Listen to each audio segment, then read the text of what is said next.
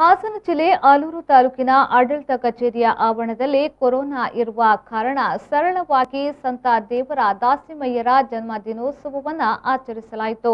ಕಾರ್ಯಕ್ರಮದ ಅಧ್ಯಕ್ಷತೆಯನ್ನ ತಾಲೂಕು ದಂಡಾಧಿಕಾರಿಗಳಾದ ಶರೀನ್ ತಾಜ್ ಅವರು ವಹಿಸಿದ್ರು.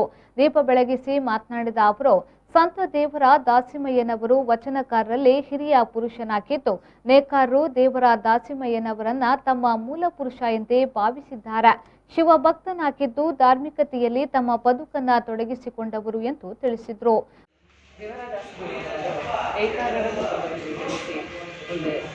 ಶಿವನಿಗೆ ಭಕ್ತಿಯನ್ನು ತಿಳಿಸುವಂತಹ ಪ್ರತೀತಿಯನ್ನು ನಾವು ಪೌರಾಣಿಕವಾಗಿ ನೋಡ್ತೇವೆ.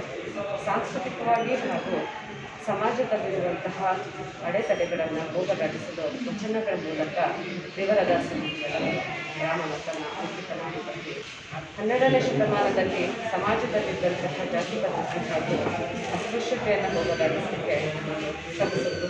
ಅದರೊಂದಿಗೆ ಶಿಕ್ಷಣದಲ್ಲಿ ಶಿಕ್ಷಣ ಪ್ರಚಾರಕರು ಕೂಡ ಆಗಿದ್ದರು.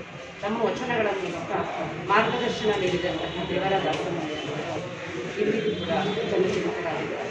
ತಮ್ಮ ನೇಕಾರ ವೃತ್ತಿಯಲ್ಲೇ ಶಿವನನ್ನು ಆರಾಧಿಸಿ ಶಿವನಿಗೆ ಪರಮ ಪೂಜ್ಯರಾದಂತಹ ಒಬ್ಬ ಮಹಾನ್ ವಚನಕಾರನ ಜಯಂತಿಯನ್ನು ನಾವಿಂದು ಆಚರಣೆ ಮಾಡ್ತಾ ಇದ್ದೇವೆ.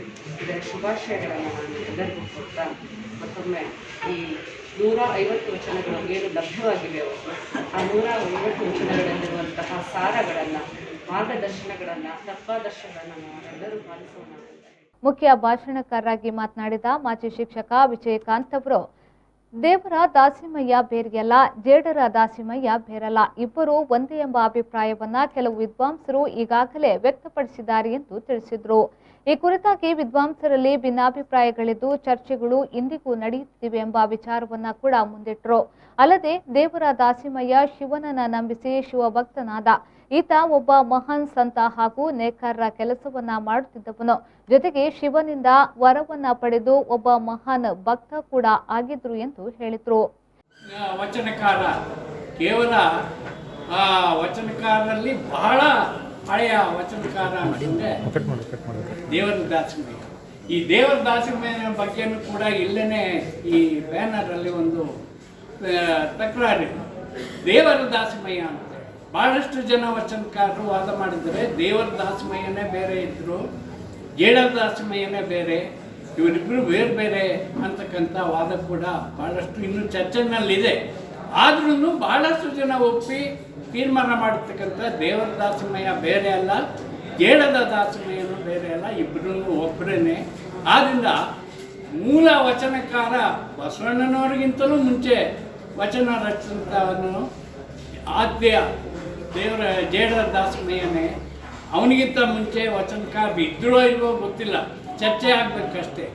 ಆದ್ರೂ ನಮಗೆ ದೊರೆತಂಥ ಮಾಹಿತಿನಲ್ಲಿ ಮೂಲ ವಚನಕಾರ ಜೇಡರ ದಾಸಿಮಯ್ಯನೇ ಹೊರತು ಅವನಿಗಿಂತ ಮುಂಚೆ ಇದ್ದವರನ್ನ ನಾವು ನೆನಪತಕ್ಕಂಥ ಧರ್ಮ ಆಗಿದ್ರೂ ನಾವು ಇವತ್ತಿಗೂ ಕೂಡ ಅವನನ್ನು ಭಾಳ ಪ್ರಮುಖವಾಗಿ ಅಡ್ರೆಸ್ ಮಾಡ್ತಕ್ಕಂಥದ್ದು ಜೇಡರ ದಾಸಿಮಯ್ಯ ಆದ್ಯ ವಚನಕಾರ.